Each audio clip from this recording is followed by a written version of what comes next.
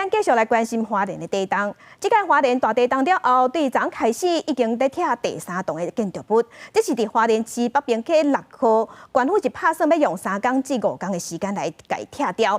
即马台记者李尚竹透早嘛伫这拆除的现场来，请伊甲大家讲现场上新的情形。咱连线互尚竹。是主播，今麦镜头带大家来看花莲市北滨街6号，这栋人家厝总共是有6层楼高。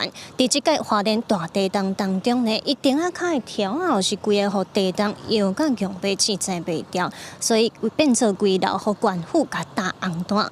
嘛是因为讲，伊即马有愈来愈起的趋势是真危险，所以讲县府咧赶紧伫咧拜日透早安排拆除的工课，到今仔日咧已经是第2天咯。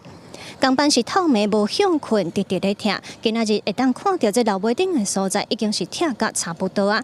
就因为惊讲哦，毋知伊这1楼的条当时会制载袂掉。花莲县建设处有甲拆2组徛伫的2层杠梁，啊，佮有边啊4支粗粗的杠梁哦，互怪手在拆的时阵，会当维持规个建筑物的稳定性。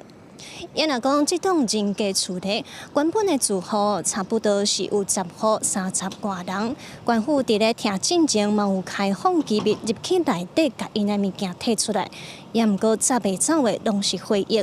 咱嘛希望讲，莫阁有遮恐怖地动咯。以上是记者卢尚如、郑俊佑伫咧花莲北滨街的连续报道，所来甲镜头交互主播。